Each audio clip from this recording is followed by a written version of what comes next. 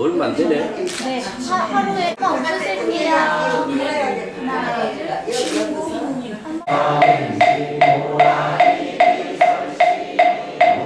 성향이 조공무왕계내 기무이 쉽게 무명령무명님내 영무노사직무 고직멸도 무바라민다 아라흥릉부릉대 집으로 무설반야라라밀라 주죽설유와 아제바라 성가제 모기 아제발라 승하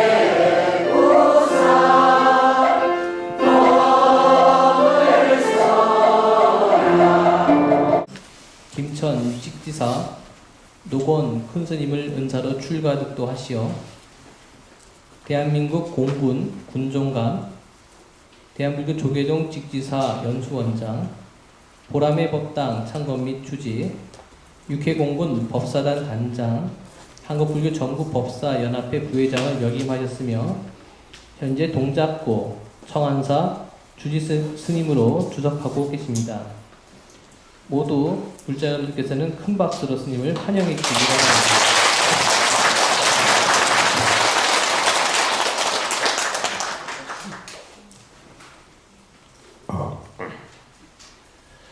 오늘 법향과 법률이 가득 넘치는 불교방송 대법당에서 부처님 말씀을 사이에 두고 만난 좋은 선연에 감사를 드립니다. 오늘 법설은 우리들의 고향은 어디에 있는가 라는 제목으로 이 법당에 동참하신 여러분들과 귀한 시간을 가지려고 합니다. 인간은 누구나 태어난 고향이 있습니다. 고향은 우리가 태어나서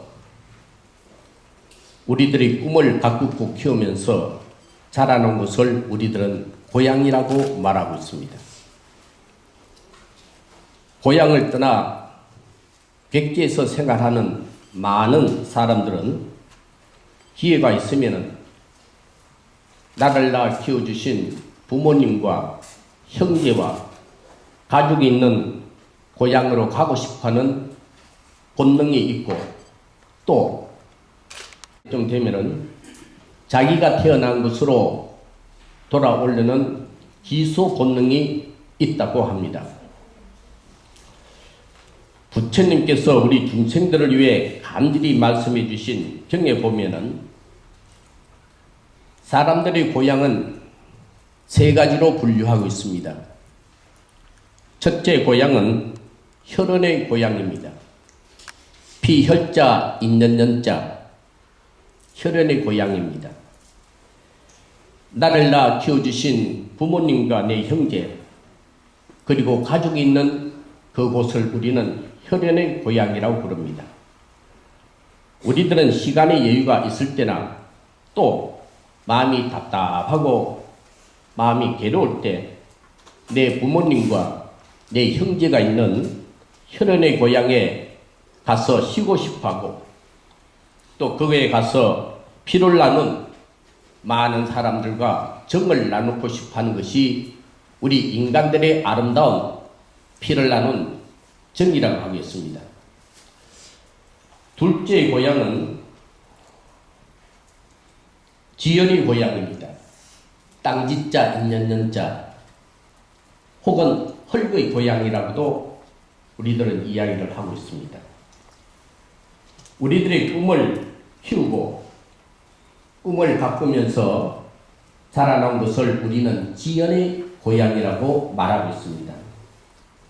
이 지연의 고향은 어릴 때 때못 잡는 동심으로 친구들과 마음껏 뛰어놀던 산과 들, 그리고 학교와 넓은 교정이 있는 그곳, 겨울과 논밭이 있고, 그리고 거기에는 많은 어릴 때부터 자란 친구가 있는 그곳을 우리는 지연의 고향이라고 부릅니다.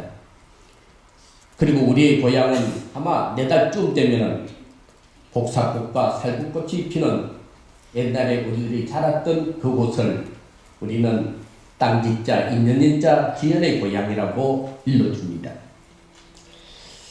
세 번째는 마지막입니다. 청정심의 고향입니다. 맑을 청자 깨끗할 정. 오늘 법설은 이 청정심의 고향을 설명하는데 많은 소통의 시간을 여러분과 함께 가지려고 합니다. 특히 오늘 이 자리는 평소 불교방송 교통통신원 불자회, 실제로 우리 불교에서는 움직이는 법당이라고 부릅니다. 이 불자회 회원들이 30명이 오늘 이 자리에 동참하셨습니다. 정말로 우리 불자 기사들 고맙습니다. 그 참 바쁜 일가에도 이 법설을 위해서 참석하신 우리 불자의 교통통신대 박수 한번 쳐 올리겠습니다.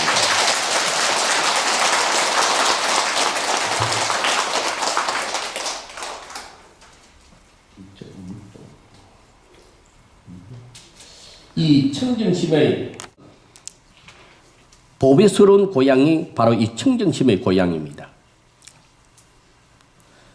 우리 부처님은 우리가 가고자 하는 그 청정심의 고향은 보배스러운 땅이며, 또 우리 중생들이 정말로 가고자 하는 그 땅은 정토의 땅이라고 부처님께서 경마다 일러주셨습니다.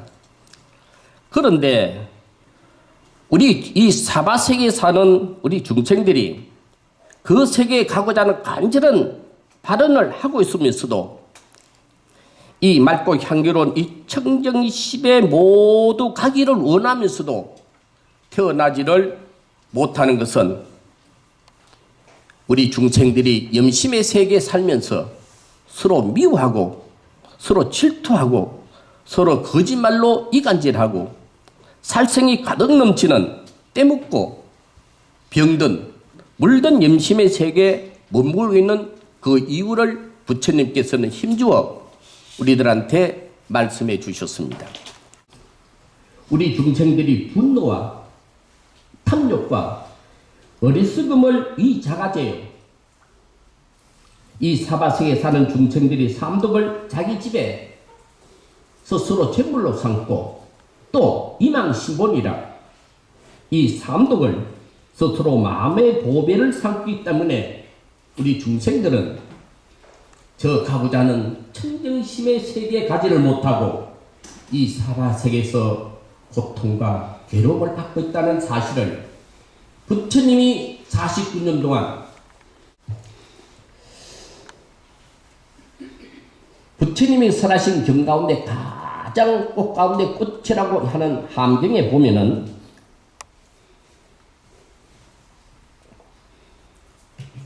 인간은 지, 수, 하, 풍, 즉 흙과 물과 바람과 열의 4대 원소로 이루어진 것이 인간이라고 정리하였습니다.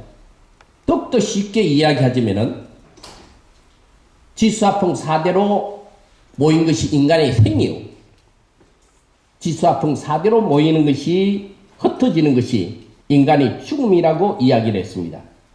그런데 지수화풍 4대 원소로 이루어진 우리 인간은 항상 자기를 중심으로 해서 자기를 낳아주시고 길러주신 내 부모님과 내 형제, 내가 열심히 노력하여 이렇게 놓은 권력과 지위, 내 재산이 영원할 것이라는 상주불멸의 생각담으로 우리는 가고자 하는 청정심에 가지를 못한다는 겁니다. 여기서입니다. 항상 자기 젊음이 영원하리라는 생각, 내 권력과 내 명예가 내 자산이 영원하리라는 상주 불멸의 허황된 망상에 빠지고 있다는 것입니다. 이 상주 불멸의 허황된 망상 때문에 인간들은 서로 미워하고 서로 질투하고 거짓과 살생이 가득 넘치는 사바세계에서 우리들이 가고자 하는 본래의 고향, 청정심의 고향에 가지를 못하는 큰 이유라고 부처님이 경마다 간절하게 말씀해 놓으셨습니다. 우리 삶의 흔적은 밖에 있는 것이 아니라 부처님은 마음속에 일어나는 탐욕과 어리석음과 분노요, 또 이 하나뿐인 이 귀한 생명을 앗아가는 것도 탐욕과 어리석음과 분노라고 부처님께서 우리들한테 말씀해 주셨습니다. 한문에 보면은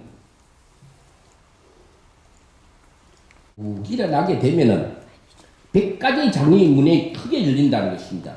쉽게 말하자면은 한 분의 분노가 100가지 일을 그르치게 된다는 사실을 우리는 알아셔야 됩니다.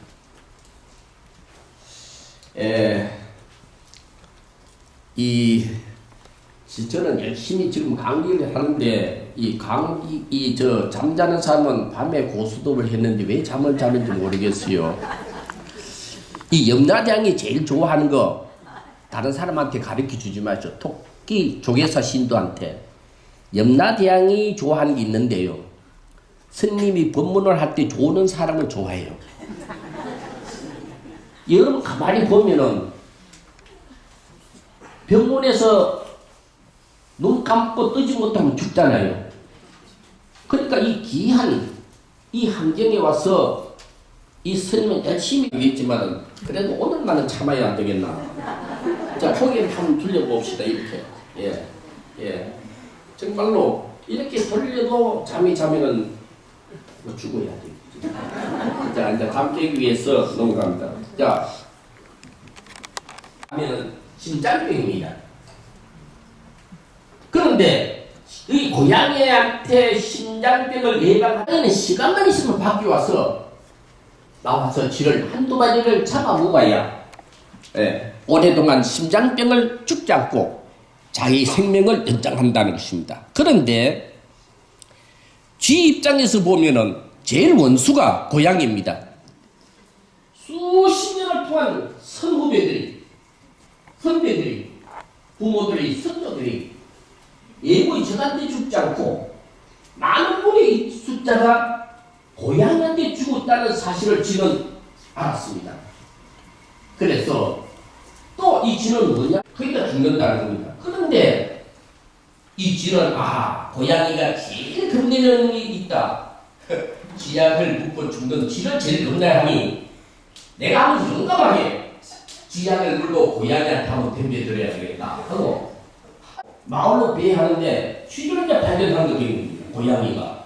그런데 이 고양이가 쥐를 딱 먹으려고 보니까 쥐 입에는 쥐약이 있다는 사실을 이 고양이는 알아채는 것입니다. 그런데 고양이는 자기 선배들이 쥐약을 묵은 쥐를 묵으면 고양이도 죽는다는 사실을 이심전심으로 염령으로 알게 되었습니다. 그래서 이 고양이는 쥐를 잡아먹지 않고 피하는 것입니다. 그런데 쥐는 고양이를 잡아먹을 수 없지 않습니까? 몸집도 적고 힘도 작고 쥐 입장에서는 무서움으로 이기는데, 그러나 우리가 어떻게 보면은 쥐가 고양이한테 이긴 것 같지만 이미 쥐 입에 물었던 쥐약을 통해서 서서히 죽어가고 있다는 사실을 모른다는 사실입니다. 이게 분노입니다. 특히 우리가 부부 생활 하는데 한번 보십시오. 남편이 노름해서 몸 다 입고 늦게 술집에 가서 친구한테 술 사주고 지금 자식을 학교 때는 걱정하는데, 그런 어떤 보살님은 이가 한 번 죽기 두 번 죽나 니 죽고 내 죽고 마침 쥐가 쥐약을 먹고 고양이한테 듯이 화를 풀 수 있다는 것입니다. 그러나 어떻게 보면은 화를 풀 때는 마음이 편안할지 몰라도 화를 내는 그 사람은 마침 쥐가 치약을 먹고 고양이한테 덤벼서 그 입을 물었던 쥐약을 서서히 죽어가듯이 화는 절대로 내지 말아야 되겠다는 것입니다. 여러분, 조직사 여러 아들이 취직했지 않습니까? 그 직장의 아들이 화를 내서 직장을 잃은 사람이 얼마나 많습니까? 친한 친구가 그렇게 몇십 년 직결했다가 화감으로 그 친구를 잊어버린 그것이 다 화입니다. 그래서 부처님은 이 분노 밑에는 어리숙음이 깔려있고 어리숙음에는 탐욕, 다시 말하면 화를 내게 되면 부담이면 탐욕과 어리숙음이 여기에서 일어난다는 사실을 오늘 제가 쥐의 예화를 들으면서 말씀을 드리겠습니다. 자, 이 부처님께서 우리들의 마음은 말씀 안 했었습니다. 불행한 마음과 행복한 마음은 다 일심이라 한 마음에서 일어난다고 하셨습니다. 그래서 하문에 보면은 지옥 극락 하츠래요. 도대체 지옥 극락과 지옥은 어느 곳에 있는가? 어제 심중 극락고라. 그 지옥과 극락은 바로 우리들의 마음 가운데 일어나는 것이라고 했습니다. 다시 말해서 우리가 갑자기 좋은 일을 생각하게 되면은 극락이요. 그 마음 자체가 그 마음에서 미워하고 싫어하고 질투하는 마음이 일어나면은 그 마음이 바로 불행한 마음이라고 이야기를 합니다. 여기에 특히 우리 불교 방송 교통통신원이 많이 참석하셨습니다. 하시는데 원효스님은 이 행복한 마음과 불행한 마음을 정말로 말씀을 잘 하셨습니다. 제가 간단히 말씀을 좀 올리. 기신론이 이렇게 되어 있습니다. 행복한 마음은 고요하고 고요한 그 마음이 행복한 마음이에요. 또 맑고 조용한 그 마음이 행복한 마음이다. 그럼 불행한 마음이 도대체 뭔가? 불행한 마음은 탐진치 삼독을 통해서 마음이 거칠어지고 그 다음에 이 탐진치 삼독을 통해서 마음이 분노가 일어날 때 이 거친 마음이라고 그러는데 원효스님은 이 마음이 바로 불행한 마음이다 라고 이야기했습니다. 예컨대 이게 어른들이 다 60이 넘어서 70에 이르신 분도 계시는데 많은 삶 가운데 주변 사람들의 싸움하는 모습을 가만히 보면은 분노가 딱 차면은 첫째 변하는 모습이 눈동자입니다. 눈동자 그런다고 붉은 입술이 다 어디 가버리고 금풀게 새빨갛게 딱 입술이 떨게 됩니다. 그리고 또 그것뿐만 아니라 더욱더 분노하면은 얼굴색이 창백해지는 모습은 뭔데 하면은 우리가 죽음에 가까워졌다는 것입니다. 이 얼굴의 표현은 부처님이 마음속에서 일어나기 때문에 눈동자나 입술이나 얼굴의 모습이 그렇게 된다는 것입니다. 다시 말하자면 그 분노를 통해서 우리 마음속의 세포들이 그렇게 죽어가고 있다는 사실을 여러분은 알아야 됩니다. 쉽게 말하면 직장에서나 가정에서나 사회에서나 모임에서나 스트레스를 받는다면 스트레스를 그 말이 뭡니까? 스트레스는 그 말이 종착역의 병입니다. 스트레스의 마지막 종착이 암 아닙니까? 이것이 어쩌면 분노에서 온다는 사실을 여러분 아셔야 합니다. 그래서 오늘 본문을 듣고 집에 가시면은 바깥으로 화를 내거나 또 사랑스러운 안 내고 화를 내면은 여러분 화는 죽음의 종착역이니 화를 참으세요. 나를 위해서. 그렇게 일러주는 것이 오늘 본문을 들은 귀한 시간이 아니겠나 이런 생각을 듭니다.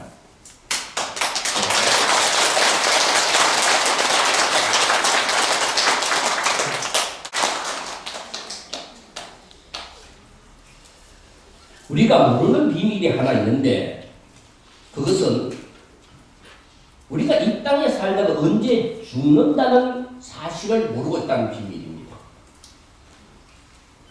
죽음 앞에는 순수도 없고 그 다음에 죽는 날은 희약도 없고 약속도 없다는 것입니다.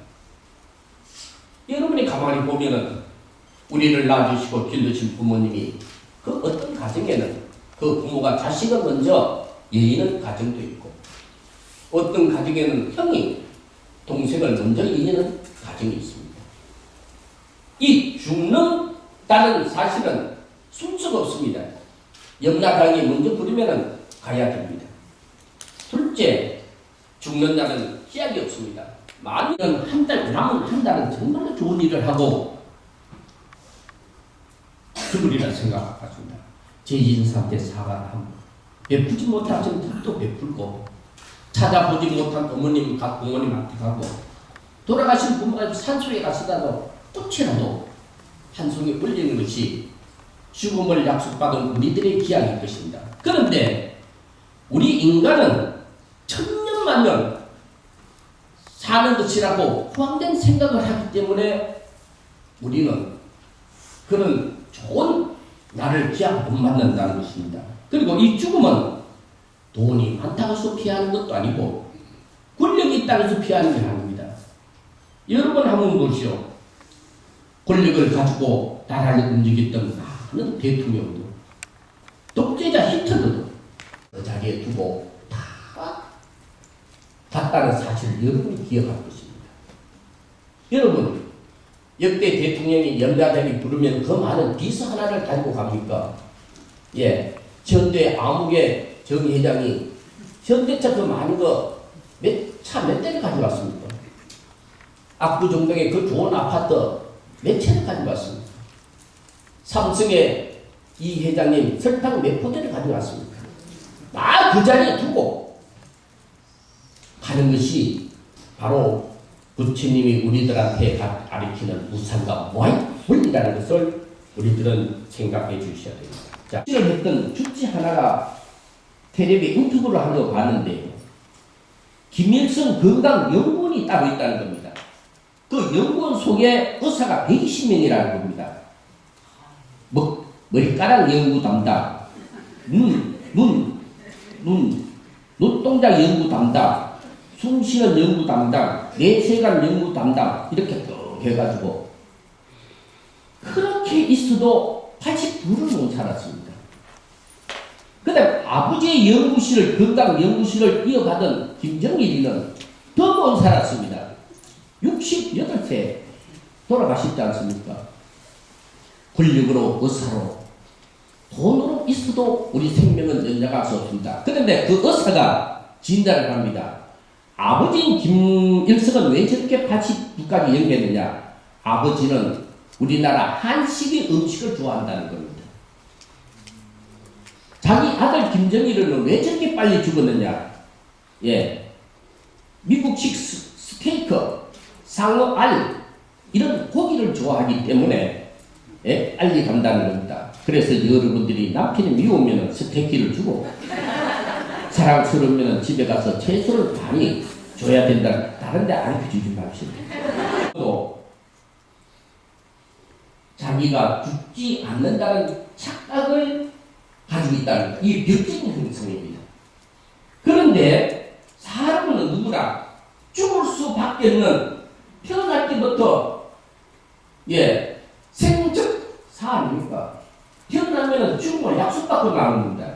그런데 이 죽음 앞에는 두 길이 있습니다. 한 길은 극락 가는 길이고 한 길은 지옥 가는 길입니다. 이 세상에 속일 수 없는 법칙이 있는데 그것이 부처님이 말씀하시던 인과 법칙입니다. 이게 어느 법칙입니다. 그래서 참 어릴 때는 제가 고등학교 갓 졸업하고 직지사에 출가를 했는데 그때는 이 부처님의 말씀을 이해가 안 갔습니다. 나이 70이 제가 74인데요. 70을 또 넘고 보니까 이 부처님의 말씀 고 인년 해우시에 언젠가 인연이 만날 때 되면은 가보 한자수라, 다시 말하면 많은 가보가 되어 꼭 그 가보를 받는다는 것입니다. 우리가 이 사기 하나에 딱 있는데 꽃이가 딱 하나 있는데 그게 한겨울에 떨어지면은 사기 틀 수가 없습니다. 그러면은 자기는 이 죄를 겨울에 짓고 딱 근데 아무런 반응이 없으니까 내가 지은 죄가 부처님을 모르고 있구나 하고 즐겁게 합니다. 그러나 그 꽃이가 겨울을 지나고 봄이 되면은 봄의 인연을 만나서 이제 그 꽃에는 삭이 틉니다. 삭이 트면은 잎이 피고 여름에는 꽃이 맺고 그 다음에 여름에 꽃이 맺으면은 가을에는 풍성한 열매를 맺게 됩니다. 우리가 얼마나 많은 가보의 열매를 맺는다는 것을 꽃이 하나를 통해서 알 수가 있습니다. 주변에 어떤 사람은 이런 이야기를 합니다. 저 사람은 매일 나쁜 일을 하는데 왜 저렇게 잘 살고 나는 매일 착한 일을 내 못 사나. 그렇게 원망할 필요 없습니다. 현재 잘 사는 것은 전생의 업이지 이 생의 업이 아닙니다. 이 생에 지은 업은 내 생에 꼭 받는 것입니다. 본인이 이 생에 아주 생업 불안으로 사는 것은 여름이 부처님 이 생의 업이 아니라 내 생에 지은 업이 이 생에 그렇게 받을 수밖에 없는 업의 법칙이기 때문에 그렇게 받는다는 것입니다. 여러분 한번 보십시오. 지금 염라대왕이 엄청나게 화를 내고 있습니다. 잠을 깨고 있습니다. 염라대왕이 암흑의 보살 몇 월 며칠 날 죽을 때가 불러오라. 그래서 이제 연부 있는 몸종이 사진을 하나 가지고 딱 오보니까 어떻게 보면 비슷한데 자세히 보면 틀려. 코도 올려놨고 눈도 째놨고 피부도 올려놓고 머리가 요 나이쯤 되면 빠진다고 딱 썼는데 머리숱도 다 이렇게 이 시계가 해놓고 한번 비슷한데 잡아올 수 없지 않습니까? 그래 올라갔습니다. 아니 연마대한테 니 왜 맨손으로 오나? 사진을 가지고 가보니까 비슷한 사람이 있는데 사진과 틀리더라는 거야. 딱 보니까 눈이 좀 올라가야 되는데 내려왔고 코는 좀 납작해야 되는데 망개고 되는데 이만큼 올려놨고 그러니까 이 사람이 이제 제명에 살다가 올라가면은 화가 나니까 이제 심판을 한답니다. 이러면서 자리가 됐어요. 자꾸 저 뒤로 미루트래. 내 자리가 되는 내 순서가 되는데 왜 판결을 늘어놓느냐? 네가 막 본쳤기 때문에 내가 너한테 가서 뺏긴 시간만큼 너도 시간을 뺏겨야 되겠네. 자꾸 판결을 이렇게 늦게 한다는 겁니다.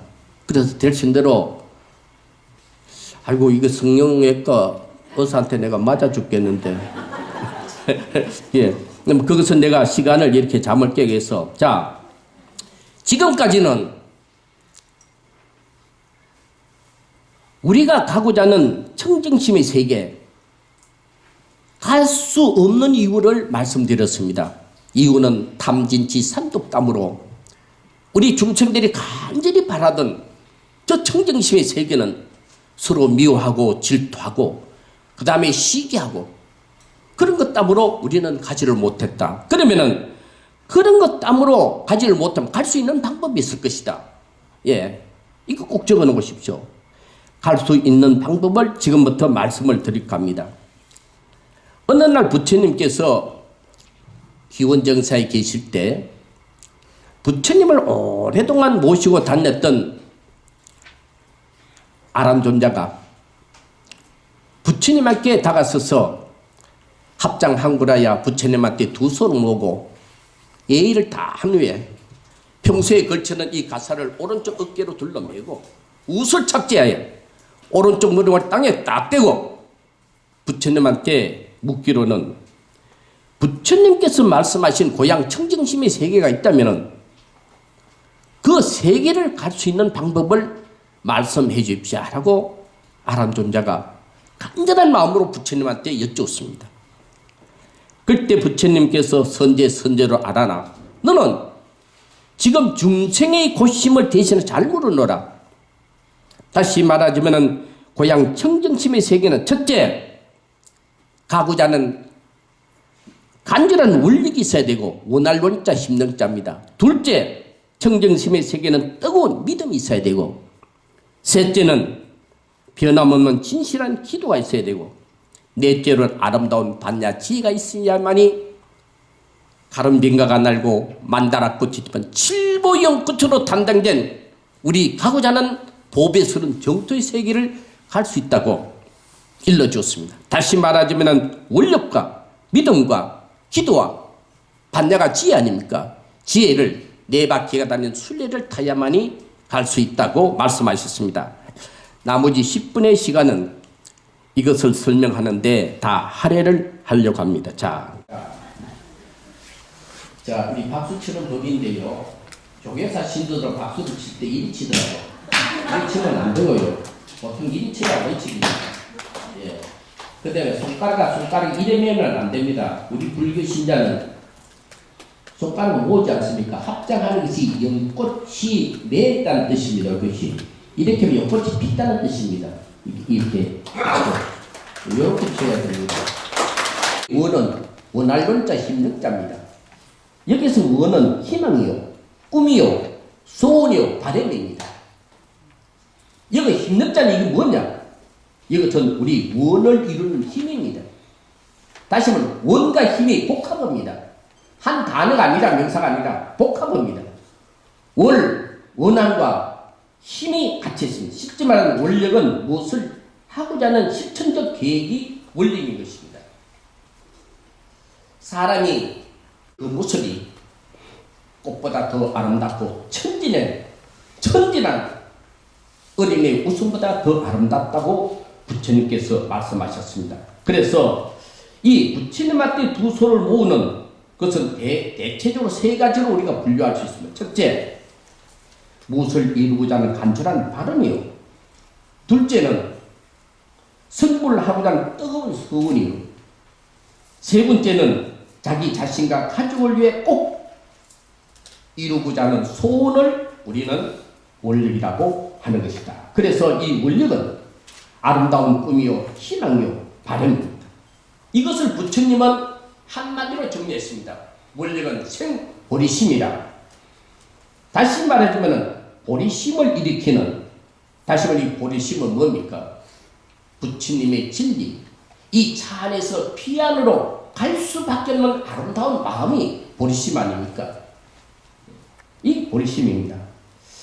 그래서 우리는 이 원력이 중요하다는 것입니다. 오늘 여러분이 오신 것은 원력이 있어서 오셨습니다. 특히 이 불교방송 교통통신원들이 한 30명이 왔는데 오늘 이 법당에서 저 법일 스님한테 좋은 법문을 배우고 내 차에 타는 승객들한테 좋은 법문을 해줘야 되겠다는 포교사가 되기 위해서 오신 거 아닙니까? 이게 원력입니다. 또 어떤 분은 내 부모님이 편찮으시니 부처님한테 향을 넣고 기도를 통해서 내 부모님의 병을 낫아야 되겠다. 내 자식의 치질, 내 남편의 약함을, 그런 것들이 원력에 속하는 것입니다. 그래서 우리는 원력이 중요하다는 것입니다. 두 번째, 부처님을 향한 뜨거운 믿음이 있어야 됩니다.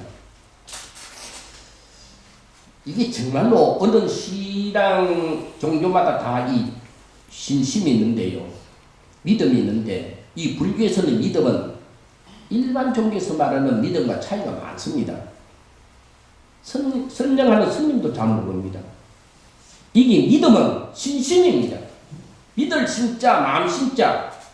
다시 말하자면 삼독을 통해 병들고 썩고 냄새나는 이 삐뚤어진 이 마음을 바로 잡는 것이 바로 신심입니다. 할 수 있듯이 우리도 이 차 안에서 미워하고 질투하고 시기하는 이 염심의 세계에서 때묻은 이 세계에서 우리가 부처님이 있는 저 세계에 가려면은 삼독을 통해서 삐뚤어진 우리의 마음을 바로 잡아야 가는데 그 바로 잡는 것이 신심입니다. 신심은 뭡니까? 부처님한테 다가서서 내 믿음을 바쳤다는 것이 바로 신심인 것입니다. 두 번째 부처님 하는 뜨거운 신심은 뭐냐면은 부처님과 약속입니다. 내가 이게 참 오늘 이 우리 신자들한테 이걸 했습니다. 저는 공군에 오래 목사 신부하면서 보니까 우리 불교 신자가 단점이 있는데요. 세 가지가 부족합니다. 첫째, 모이는 연습이 안 돼 있습니다. 내 다니는 절에도 초하루 지장제일인데요.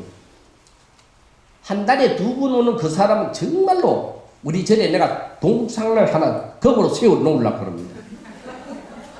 그래도 빠진 사람이 있어요. 그런데 일반 이웃 종교는요, 일주일에 몇 번 모이는 줄 압니까? 12번 모입니다. 일요일날 모이죠. 수요일날 모이죠. 새벽기도 모이죠. 넘어져서 모이죠. 자빠져서 모이죠.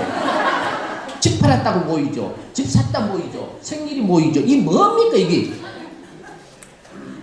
이 정말입니다. 두 번째, 우리 불교 신자는 다 종교가 없지요. 공부하는 연습이 안 돼 있습니다. 그분들 있지 않습니까? 말을 하면 전혀 우리가 걔들은 공부를 하잖아요. 우리는 곧장 해야 반야신경, 많이 해야 천수경 하나 외운다고 해서 거기에 힘주는 사람이 많은데 이제 우리도 공부를 해야 되겠습니다. 세 번째, 불교 신자는 내는 연습이 안 돼 있습니다. 이 11조가 어디서 생겼습니까?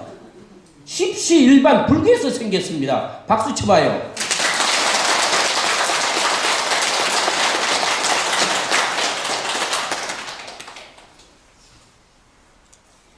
우리 다니는 절에 1년 전만 해도 매달 2만 원 받다가 2만 원 내면요, 자기가 다 먹고 가버려요.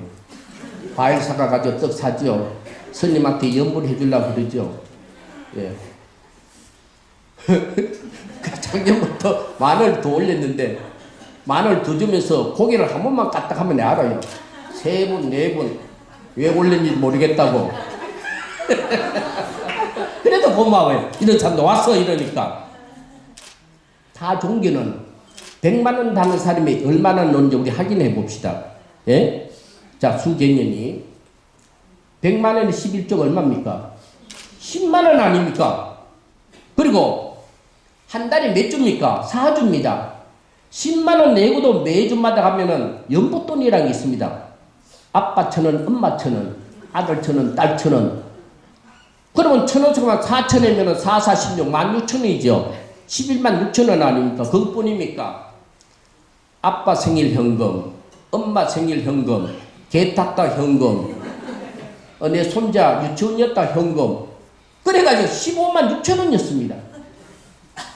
100만 원 내시 우리 10만 원 덕방에 갔다 오면 스님 코짓고 받고 난리 날 겁니다. 그래서 이제 우리도 캠페인을 벌려면 첫째 모이는 연습을 해야 됩니다. 뭐든지 모여야 되겠습니까? 한번 사랑하는 아들, 딸이 결혼을 또 했는데 아들이 공부한다고 거 미국 갔습니다. 결혼하고 일주일 만에 야 내가 공부하러 가니까 올 때까지 네 아들 하나 낳아라. 말이 됩니까? 만나야 아들, 딸 좋지. 부처님한테 와야 간세음보살님이 여러분의 고통과 괴로움을 나지 않습니까? 구고군한 간세음보살님, 대승자모 간세음보살님, 대자 대비 간세음보살님이었는데 여러분이 음성을 들어야지 음성을 듣지 않고 간세음보살님을 어떻게 하느냐. 그리고 절마다 여러분 인연 있는 사찰에 초하루 가지 않습니까? 초하루 지장제일 한 달에 2번 가는 건 정말로 여러분 정말로 진심이 장한 사람입니다. 그런데 보면은 찜질방 핑계로 백화점 쇼핑으로 동창회니 개모임이니 무슨 모임이니 다 핑계 가가지고 1년 계산해보면 4, 5천만 하루밖에 참석 안 했어.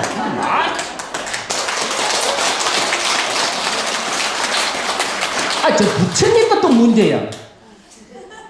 1년에 한 번 오는 4, 5천발 또 신도고 어머니 따라 평생 한두 번 손에 왔던 그 사람도 신도고 이게 뭐예요 이게 안 된다는 겁니다. 이 캠페인을 불교방송 법당 여러분 식자 아닙니까? 실제로 우리 밖에서 생각할 때는 불교방송 법당에 다니는 신도는 엘리트가 하면 엘리트라고 생각합니다. 여기서 바로 이 운동이 일어나야 된다는 것이 저희 확실한 겁니다. 자,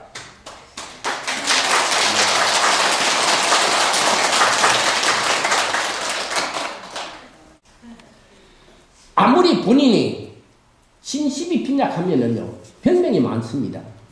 어느 날 뚜꺼비하고 지네하고 배가 고파서 12시쯤에 바둑을 뜨면서 점심 내기로 했습니다. 지는 사람이 저 앞에 길 건너에 가가지고 슈퍼에 가서 라면 하나 사가지고 길에서 먹기로 했습니다. 그리고 지네도 가기도 싫고 뚜꺼비도 가기 싫고, 그럼 이긴다는 둘이 다 진다는 생각이 없지 않습니까? 이긴다는 생각이 딱 있어가지고 바둑을 뜨는데 지네가 졌어요. 그래서 지네가 가기 싫은 놈이 졌으니 말할 것도 없잖아. 10분, 20분 올 때가 되는 30분이 넘어서 뚜꺼비가 문을 여보니까 지금도 마루에 앉아가지고 지네가 신발을 신고 있습니다. 지네 발이 몇 개인 줄 알아요? 120개입니다. 그동안에 이 뭡니까? 이 운동화를 30개밖에 안 신었어요. 아직까지 90개를 신어야 되네. 가기 싫으니까 배고픈 놈이 우물을 판다고 솔직히 뚜꺼비 발 4개니까 버뜩 싣고 가서 지가 슈퍼에 가서 라면 사가 묵었다는 겁니다. 그러면은 우리가 이 가기 싫으면은 이 핑계 저 핑계 있지 않습니까? 오늘은 핑계 없으면은 배도 아픕니다. 우리 군에 있을 때요, 외출 가려면은 저거 친구 어머님 10분을 죽이지 않습니까? 예, 자, 마지막으로 기도는 도대체 뭔가? 기도는 어떤 마음으로 하는가? 기도는 인내와 겸손한 마음으로 기도를 해줘야 됩니다.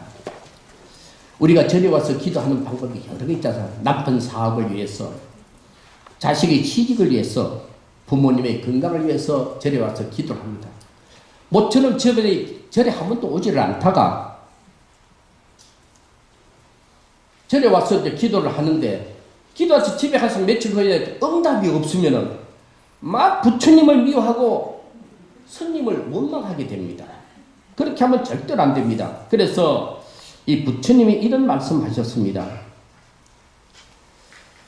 어느 날 부처님께서 아라네께 기도에 대해서 말씀하시기를, 아라나, 부처님을 맞이하는 영접의 기도는 기도 후에 인내와 겸손으로 기다려야 한다. 인내와 겸손으로 기다리는 자는 부처님의 음성을 들을 것이요, 또한 부처님을 그 기도에 응답할 것이다. 우리가 기도하면은 기다릴 줄 알아야 됩니다. 기도는 하는 것만큼 응답이 있는데, 하루 해놓고 1년 병석에 계시는 어머님 어떻게 낫노? 1년쯤은 기다려야지. 한번 보십시오. 그 다음에 하루에서 기도가 어떻게 됩니까? 그래도 10일 정도 와서 기도를 해야죠. 저는 중비 1기도서 동국대학교 불교대학을 나온 게 아니고 불교대학 인도철학을 중심했습니다. 그때 저희 스승인 이경 교수가 책을 하나 권하는데 이 자서전을 하나 꼭 읽어봐라 해서 저는 그걸 참 감명 깊게 빌렸는데요. 일본이 2차 대전에 전체 패방하고 먹을 게 없습니다. 그리고 이 전쟁터에 이 남편까지를 여기했습니다. 그런데 마침 그 남편이 뱃속에 딸 하나를 두고 갔습니다. 인연입니다. 그래서 10개월 만삭이 딱 돼가지고 딸을 낳는데, 자기 남편을 닮아서 키가 자그만하지 않고 자기를 닮은 키가 허출하고 스마트하고, 자기 그 남편한테 얼굴이 시커멓지 않고 자기랑 얼굴이 부하는 딸이었습니다. 그래서 이 어머님은 부처님한테 이런 가서 약속했습니다. 구구군한 간세모살님, 대성자목 간세모살님, 내 딸 하나를 키울 때까지 부처님께서 내한테 힘을 주시면은 내가 이 딸 하나를 잘 키워서 부처님의 성전에 바치겠습니다. 약속을 했습니다. 그래서 이 어머님이 일본에 폐망하니까 먹을 게 뭐 있습니까? 그래도 너무 집에 일을 하면서 이 딸 하나를 국민학교, 중학교, 고등학교를 졸업시키고 대학을 미국으로 유학을 받는 기쁨, 답장서는 그 기쁨으로 4년을 보냈습니다. 4년 졸업하고 딸이 공항에 오는데 4년 만에 만난 딸이 얼마나 반가운지 한참 부둥켜 안고 울다가 딸 옆에 보니까 내같이 키가 자만하고 색하면 감동이 한마디 있어. 자꾸, 그리고 저 수사관에서, 저 감독이는 누군지 아니까 내가 미국에서 약혼했다는 소식입니다. 이 어머님이 고통스럽게 저 딸 하나를 키울 때 내 손으로 내 마음에 드는 사이랑 내 딸이랑 잘 중매해서 내 사이랑 나랑 잘 살았던 행복이 일시적으로 무너졌습니다. 아마 교양이 없고 믿음 없는 우리들의 주변 어머니면 아마 꿀밤을 주었을 거예요. 그러나 이 어머님은 부처님과 약속을 했죠. 항상 신심 있는 사람은 손에 염두가 있지 않습니까? 구구구난 관세음보살님, 내한테 왜 이렇게 시련을 주십니까? 한없이 염두를 돌리다가 부처님이 나한테 더 큰 복을 주리라고 이런 시련을 주겠자고 조그만한 감독이를 딱 맞아가 상이니까 안 다리는 것도 좋지요. 여러분 시집 장가 보는 사람 있죠? 째부라도 다리고 하는 거 얼마나 좋더래. 그런데 결혼을 딱 시켜가지고 자 살 때 결혼 6개월 만에 불의병으로 이 감독이가 막 죽어버렸습니다. 자기도 일찍이 홀몸이 되는데 이 딸마저도 어떤 전생이 있는지 사유를 여기게 됐던 것입니다. 그래도 다행히 그 감동이가 인연이 있는지 뱃속에 감동의 인연을 씨앗을 두고 간 겁니다. 10개월이 만상이 돼서 아기를 떡 놓고 보니까 자기를 닮은 얼굴이 보랗고 키가 헌칠한 사람이 아니라 내같이 키가 조그만한 아무리 봐도 이래 봐도 감동이 저래도 반동이 감동이 어릴 때 보니까 감동이 새끼겠지. 그래도 마침 이 어머님이 자기를 위해서 기도하듯이 나도 이 자식을 위해서 기도해야 되겠다 하고 어머님이 즐겨 다니던 그 절에 가서 간식 바칠 때 한없이 응답할 때까지 음성이 들릴 때까지 기도를 했다는 거 아닙니까? 예, 그래도 기도를 하고 또 왔는데 1살, 2살, 3살, 4살, 5살 되니까 밖에 애들하고 우리가 다니지 않습니까? 얼굴이 보한 사람에 비해서는 감독이를 낳았으니 자기한테 탕렬한 욕을 하고 그 다음에 자기 살아오는 아들이 얼굴이 보아도 새카만 감독이는 감독이라 욕을 하고 그럴 때마다 이 어머님이 그 고통과 괴로움을 어떻게 참겠습니까? 믿음이 아니면은 여러분 한번 보십시오. 그래도 이 어머님은 부처님과 약속을 했기 때문에 그때마다 간세음보살님이 고통과 괴로움을 들어주시는 구구구난 간세음이 아닌가, 대성자모 대자대비 간세음보살이 아닌가 하면서 간세음을 외우면서 고통을 달였습니다. 그 다음에 여기에 오다가 8살이 되려 초등학교 뚝 들어가는데 입학은 봄에 하지 않습니까? 어느 가을날이 됐는데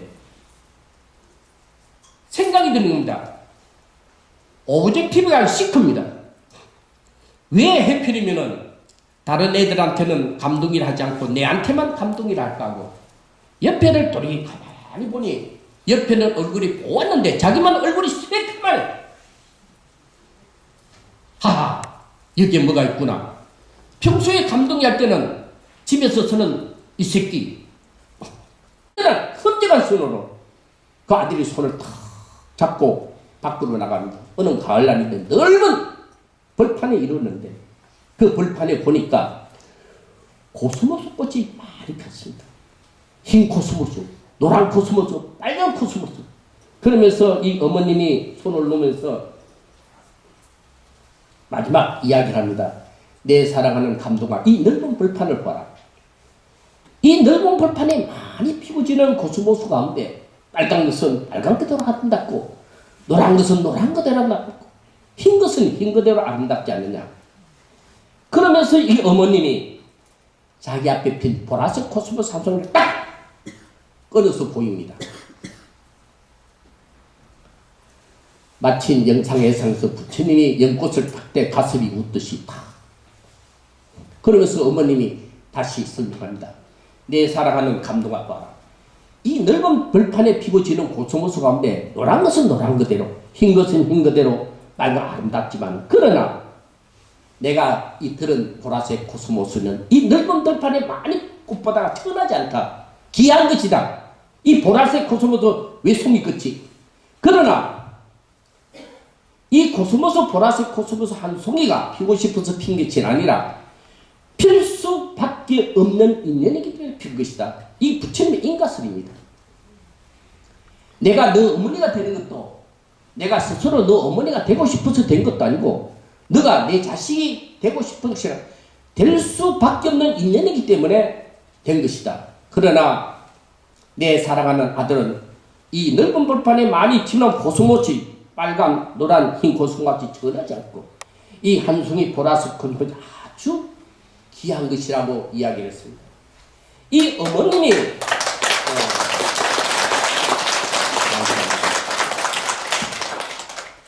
이야기를 듣고 이 감독이가 얼굴을 보니까 시큰만 하지만은 남자다워 입술이 두툼하지만은 자기를 낳아준 건강해 자기를 낳아준 어머님이 얼마나 고마운지 한참 부둥켜 안고 울다가 집에 돌아와서 이 사람이 일본 구텍대학 사회자연학과 유명한 교수로 계셔서 10년 전에 돌아가셨습니다.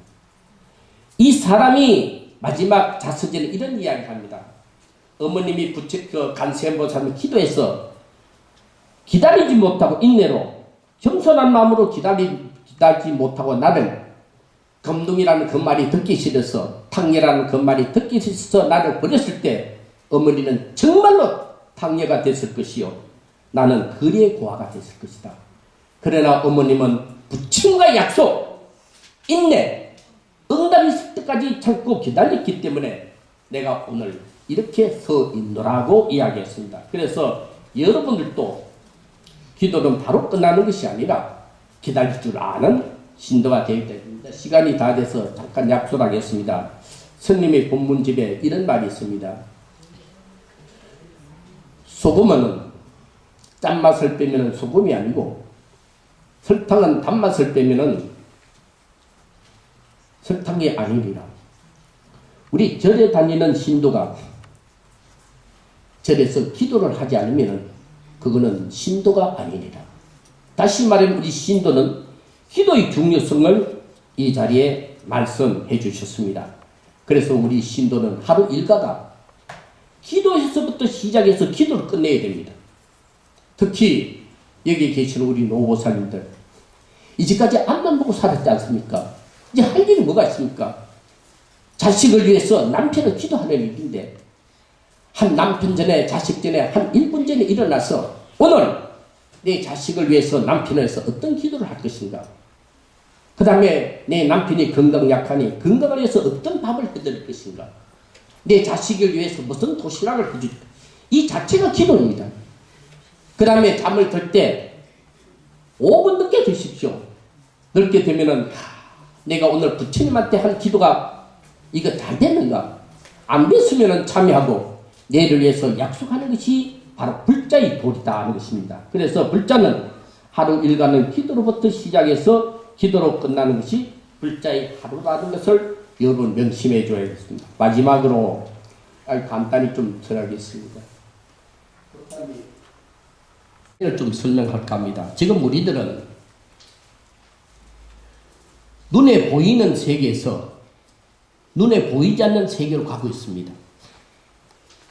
눈에 보이는 세계에서 눈에 보이지 않는 세계 중간에 서 있는데 그걸 현재라고 부릅니다. 그걸 일러서 쉽게 정리하자면은 그러면은 눈에 보이는 세계가 뭔가? 여러분 미움과 악과 증오, 시기와 질투, 살생과 그 다음에 거짓, 고통과 괴로움과 아픔이 아닙니까? 이것이 때묻은 차 안의 세계라고 부릅니다. 그러면 우리가 눈에 보이지 않는 그 세계는 어떤 세계인가? 다들 이렇게 생각합니다. 그 세계는 사랑일 것이요, 행복일 것이요, 그리고 아름다운 꿈일 것이요, 기쁨과 즐거움일 것이다. 실제로 이런 눈에 보이지 않는 세계에 그런 원리가 없으면 여러분이 살 수가 없습니다. 그리고 부처님은 눈에 보이는 이 세계를 차 안의 세계라고 그럽니다. 우리가 눈에 보이지 않는 지금부터 가려고 하는 그 세계가 피 안의 세계라고 한다. 그래서 이 고통과 괴로움과 아픔의 현재 중심에 서 있는 우리들은 눈에 보이는 세계에서 눈에 보이지 않는 아름다운 그 세계를 가려고 우리는 믿음을 갖는다는 것을 여러분은 명심해 주셔야 됩니다. 예. 히라비는 전체 여신으로 꾸며졌는데 거기에 보면 춤추는 배슈르라는 여신상이 있습니다. 그 다음에 그 자기 남편이 볼테르인데요. 이 두 사람이 가난한 집에서 태어나다가 살다가 가난한 집 조각가 볼테르를 만나서 결혼을 하게 됩니다. 그런데 여러분들 딸을 같이 보셨지만은 비록 내 딸이 못생기고 꼼보고 째보지만은 결혼만은 무다치 가장한테 보내고 싶은 것이 솔직한 심정 아닙니까? 그렇지? 그런데 이게 인연이 안 되니까 지금도 그렇지만은 옛날에도 예술가가 참 가난하게 살았는가 정말로 가난한 조각가 볼테르한테 시집을 가게 됐습니다. 그러나 이 딸은 조금도 후회하지 않고요. 이게 인연이라 생각하고 자기 남편 볼테르 조각가를 남편으로 받아서 내 힘으로 이 남편 조각가를 훌륭하게 키워야 되겠다. 그리고 결혼은 뭡니까?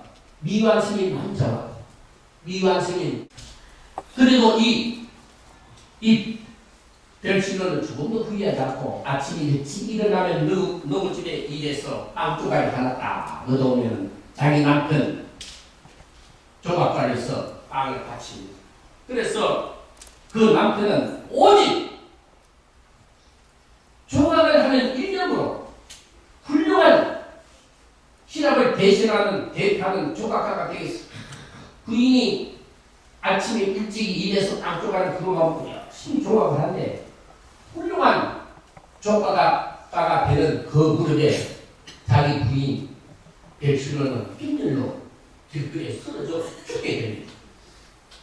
그 소식을 듣고 남편이 볼테르는 쫓아가서 빈혈로 쓰러 죽은 자기 다시 돌을 앉혀놓고 다시 조각을 합니다. 조각을 해서 다시 안아보니까 딱딱한 돌입니다. 그러니까 볼테르는 엄청나게 고민을 합니다. 하하, 자기 부인은 이제까지 사랑으로 이 남편을 조각해 왔는데 내가 시랍을 대표하는 유명한 조각가가 내 부인 하나 조각을 못하겠나? 엄청나게 눈물을 흘리면서 고민을 한다. 나도 이 돌에다가 사랑과 음악을 집어넣어야 되겠다 해서 완성된 것이 거기 춤추는 유명한 벨수 히랍을 대신한 조각입니다.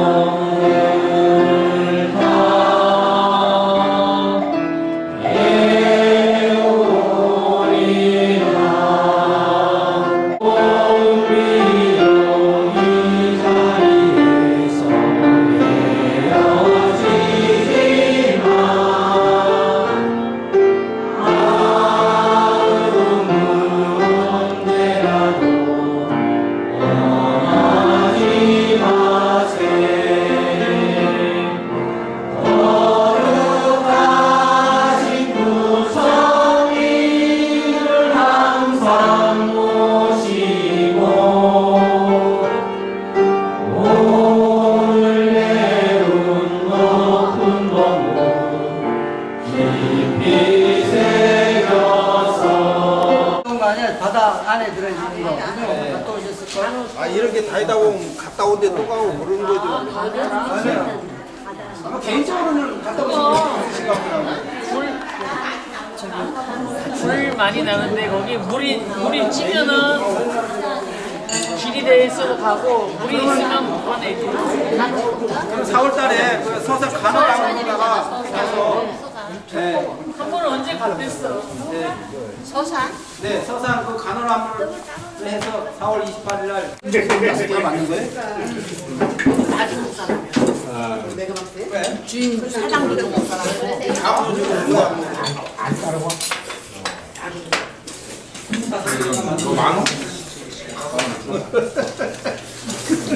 내가